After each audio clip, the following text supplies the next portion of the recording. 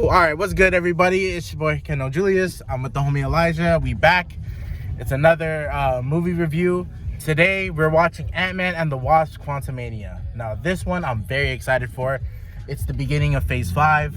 We're getting Kang the Conqueror as the main villain of the movie. I'm very excited. We got Jonathan Majors.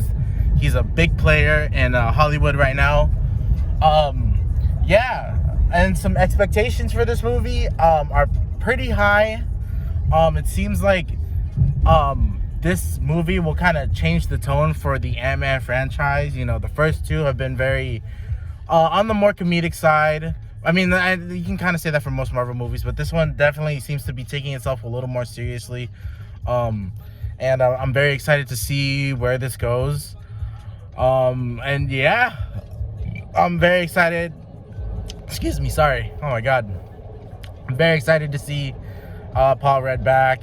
Of course, Evangeline Lilly, Michael Douglas, Michelle Pfeiffer. I'm really excited to see Janet's arc in this story because, you know, she's been in the quantum realm for so long and she kind of knows what dangers it holds. So kind of excited to see that. And then we're getting Cassie. I don't think she's going to play Stasher. I think she's playing Stinger. So yeah, but I'm very excited. Elijah, you got anything to add? Just excited for the movie. Just excited for the movie. All right.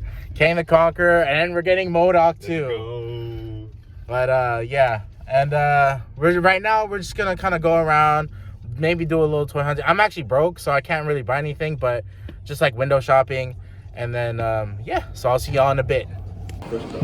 All right, GameStop. First stop, GameStop. Oh shit. Oh wow, they moved all the Funkos on this side. Campaign.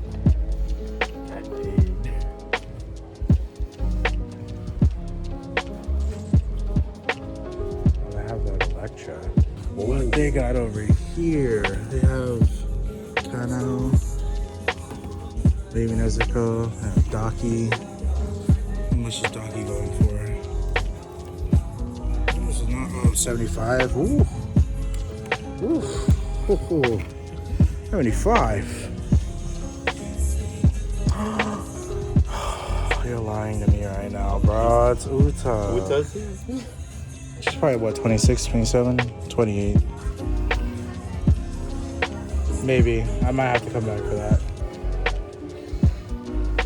Let's see. They have that red Luffy. Oh, they do have some of the pops here.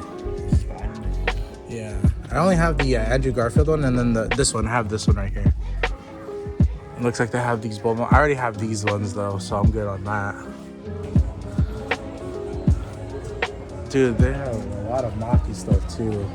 But this one right here might have to come back for that one. Oh, that's tight. There they are.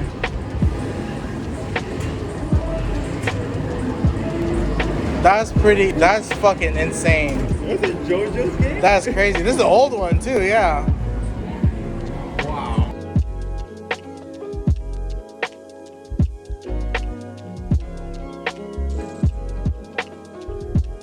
Alright guys, we just got out of Ant-Man and the Wasp: Quantumania. I'm gonna do a quick review here, and then I'll probably talk about it more when I get home, because I need a safe space. But overall thoughts: this is a good movie. I do have my complaints, but I think overall it was solid to where I'm like, okay, I think I would give it like out of 10, maybe like a 7.5 out of 10. I think it's just because overall the movie did feel like it was more of just a setup for Phase 5 in general, more so than an Ant-Man and the Wasp movie. Nothing wrong with that. I mean, there is something wrong with that, but it wasn't terrible. It's just I felt like some of the character arcs in this movie weren't quite there. The character arc between Cassie and Scott definitely felt a bit missed, because I felt like from what they were trying to give to us in the trailers, didn't exactly execute them in the movie itself. Again, it still wasn't terrible, but it just wasn't what I was expecting. Maybe that's why. But yeah, I think overall, again, the enjoyment was still there. Hank felt very different in this movie. I felt like he was the most laid back character in this movie, where usually in the first two he's always the one being the big brains, which I get. The quantum realm itself isn't exactly Hank's expertise. That's more of Janet's thing. And while Janet's story was pretty good throughout the story, Hank did feel a little bit left behind, and as well as Wasp. For a movie that has her title, or the name Ant-Man and the Wasp, she definitely felt like she was kind of written on the side a little bit, but she did have big moments in the movie where I'm like, okay, you know what, that's fine. They did kind of pander to like, okay, we got to make sure she's still in the movie. But I did feel like there were at times in the movie where I felt like she was kind of just drifted off. And while the movie, going back to what I said about Scott and Cassie, because the movie did emphasize on those two the most, it also felt like it didn't complete what the character arc that they were supposed to go through. Is that because of Scott's time in the quantum realm, the time that he lost during the blip, and then what Cassie had to go through during that time, because she survived the blip. It didn't seem like what I don't know. Again, it's just like my expectation of it just wasn't quite there. I felt like they resolved it a little bit too easily, and I get it.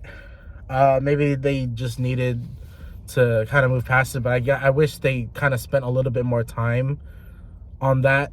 But yeah, I again, it's not too big of a problem for me. I just wish it was executed better. I did like how they did Kang and Janet's meeting. There you go. I thought that was really cool. That's the one part they really emphasized, and I think that really needed to happen in the movie. For the first movie of Phase 5, it's good. It's not great. I wish it was executed a little bit better. But overall, still enjoyed it. MODOK, I think was perfect. I love that they didn't take him seriously, and that's good because MODOK is never really taken seriously anyways. What else? The post-credit scene, mid-credit scene, post-credit scene. Mid-credit scene, it was cool. I did like how they were introducing other versions of Kang, but something felt off about it. And I think it's just the fact that, I don't know, something about it felt weird. But again, introducing the Council of Kangs is really big going on to Phase 5 and forward, because this guy is supposed to be the big bad. Wait, fuck, I'm like all over the place. I didn't even talk about Kang himself, the main movie Kang.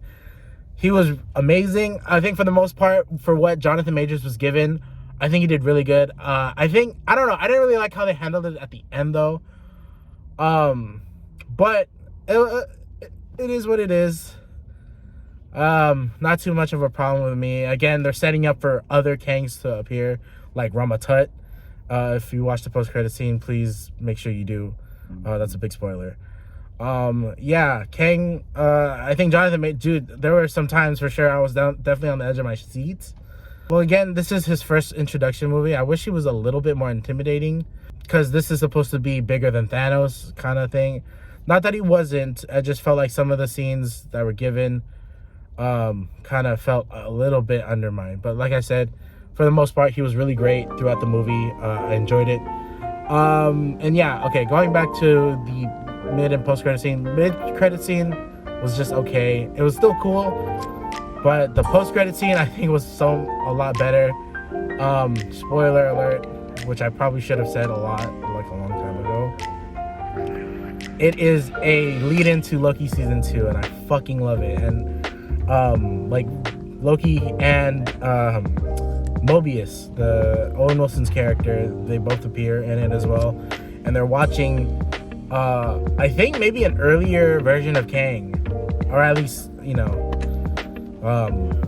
Who Remains as he knows him at the moment.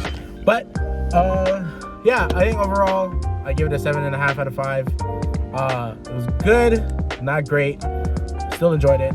Elijah, do you have anything to add? Not much. Just what's your overall rating? 7. 7. Yeah. And I will expand more when I get home, but I'll see you guys later. Peace.